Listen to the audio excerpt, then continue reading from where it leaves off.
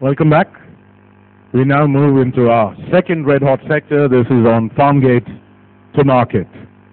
Moderating this session will be the co-founder of Nexus India Capital, the leading early-stage investor in India. He represents Nexus on the boards of multiple companies. Prior to Nexus, he was co-founder and CEO of Mr.Sandeep Solutions, I hope I got that pronunciation right, where he is currently a board member and was also co-founder and managing director of eVentures India. He has held senior roles in McKinsey & Company, Digital Equipment, and EDA Systems. Please welcome the Managing Director, Nexus Venture Partners, Mr. Sandeep Sabharwal.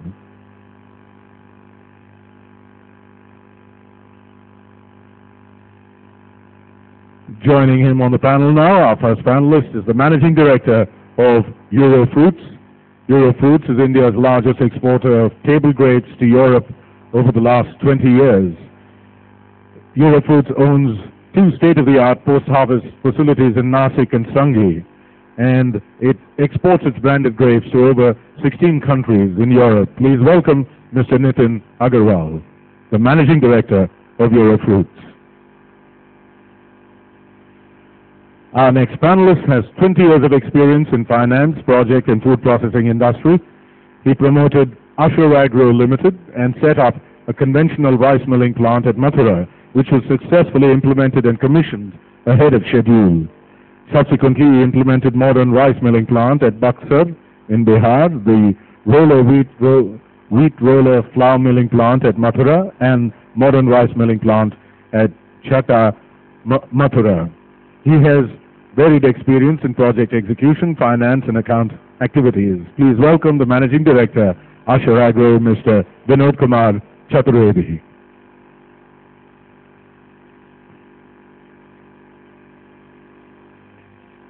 Having been associated with the agro-commodity markets of India for the past 15 years, our final panelist for this session has in-depth knowledge on all facets of agri storage, quality and procurement.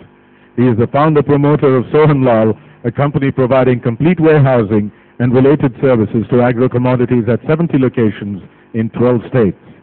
He is also a part of the FICCI committee, which was constituted by Government of India to formalize the Indian Warehouse Development Regulatory Act, which is going to regulate and monitor Indian warehousing industry. Here he is, Mr. Sandeep Sabharwal, CEO, Sohanlal Commodity Management.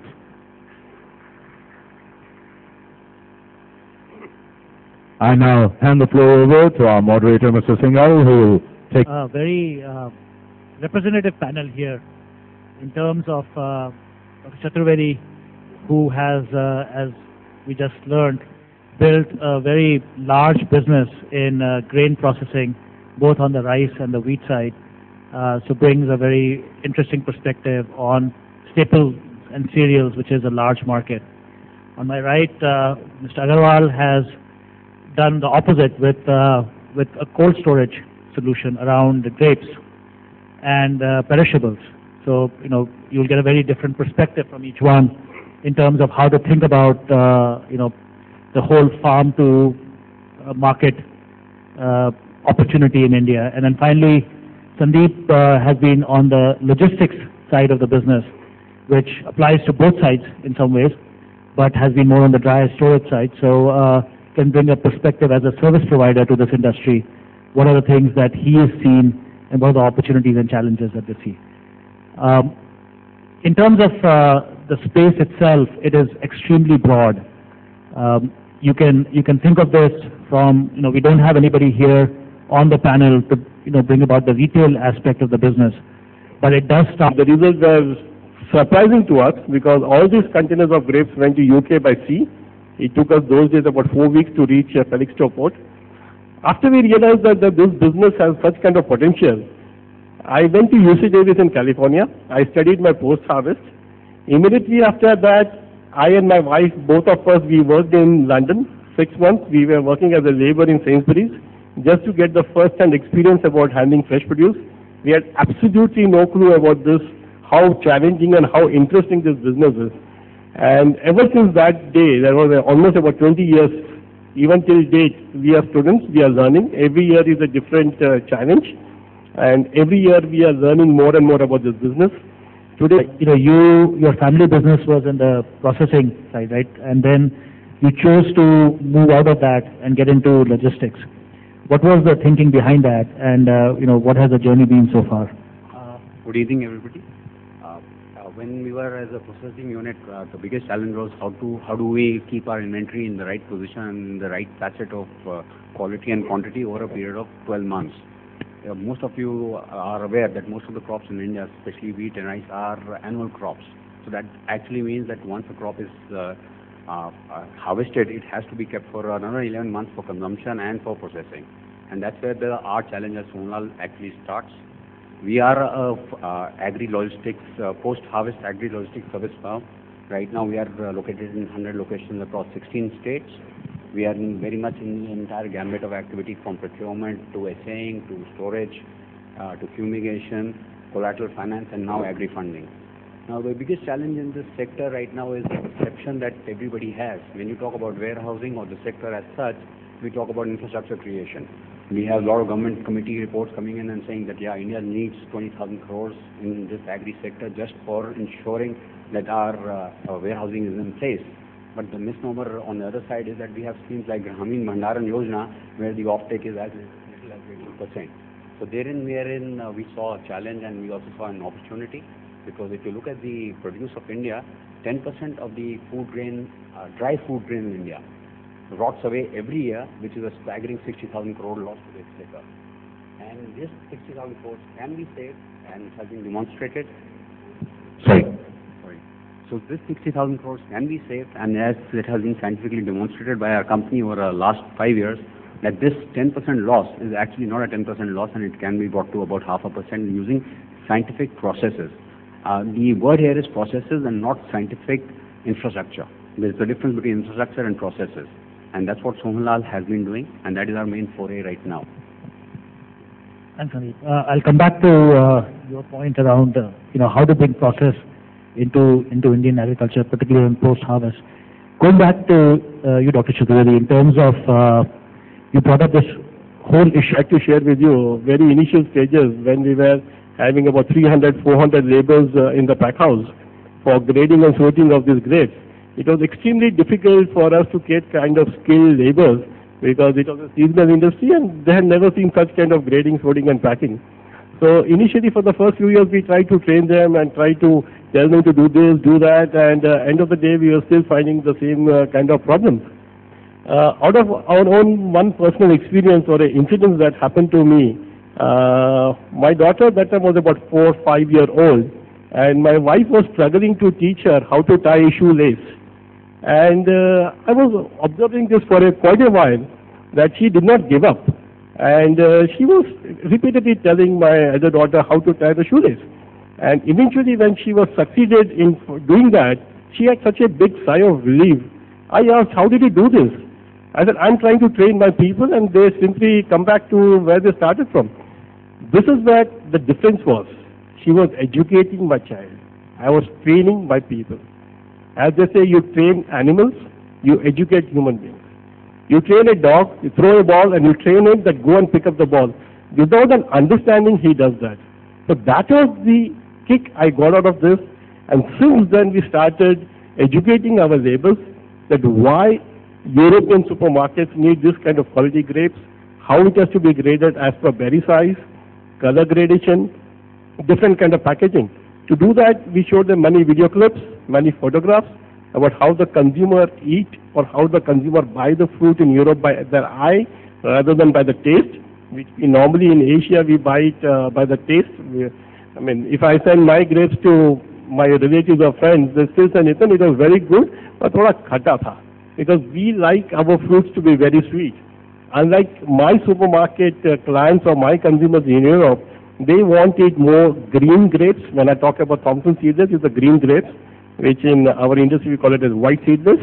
So they wanted more green because as a child they had been taught green is fresh, yellow is stale. If I have to go and buy grapes, I would prefer yellow grapes because for me it's sweeter grapes. But for them it's a different perception. So we were trying to educate this to our farmers, which itself was a big challenge. And we just heard from, some time back about the per acre harvesting quantities being much lower in India compared to the international standards, we did face the same situation. Those were the days when we were harvesting about 3 to 4 tons of grapes per acre, which was ridiculously low. But again, as a part of our activity of educating the workers and farmers, in the last 7-8 years, more than 100 farmers, we have taken them to South Africa, to Chile, to Australia, just to show them how grapes are produced in the best part of the world, because these are the 3 main grape producing countries for table grapes. We are not talking about wine grapes, we are talking only about table grapes.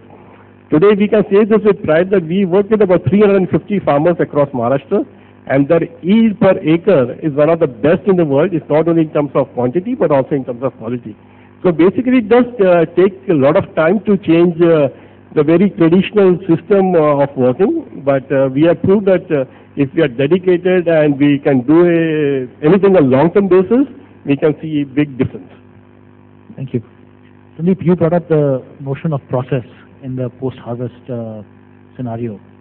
What is it that you have seen? Where are the processes broken?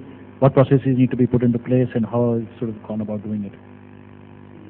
You see, when we talk about processes in food, agricultural, dry-grain zone, now none of these processes are, they have been brought over.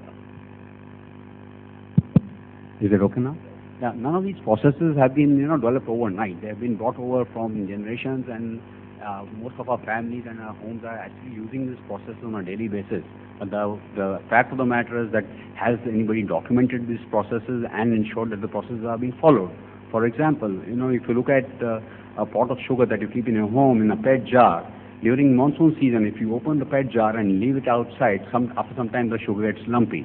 Now what has happened? It has got acclimatized to the humidity that has come across in the environment.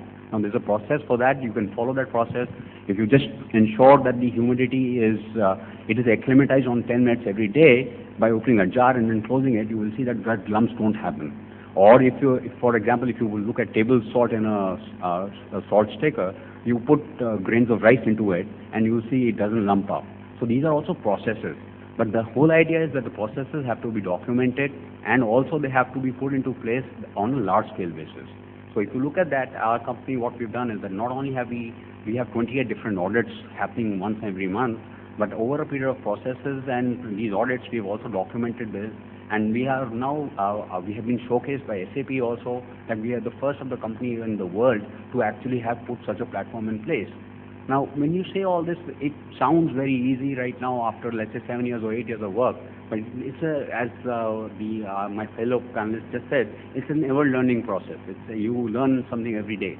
And when you talk about India's dry food grain production of 250 million metric tons, and then you talk about a 10% wastage, these processes actually would end up saving a lot of that. And this I would believe, is a shortcut. I would not say it's a permanent solution or what, but it's a shortcut to the India's grain problem on an immediate basis. Because if you talk about infrastructure creation, it's not going to happen overnight. Any infrastructure that we want to create is it has to be backed by capital, and capital has to be backed by returns. And if you look at capital being put into an infrastructure-related project like warehousing, the returns are as high as in 12 years. So no capital is going to be chased into a system which actually pays back in 12 years. But then, if you put a process into place and you can reduce that 12-year payback period into 6 years, and at the same time you're able to reduce the shortages or the losses which are happening in the system without creating infrastructure, then I believe that there is a synergy in this entire system. Thanks. I'll ask one more question and then I'll open it to the floor.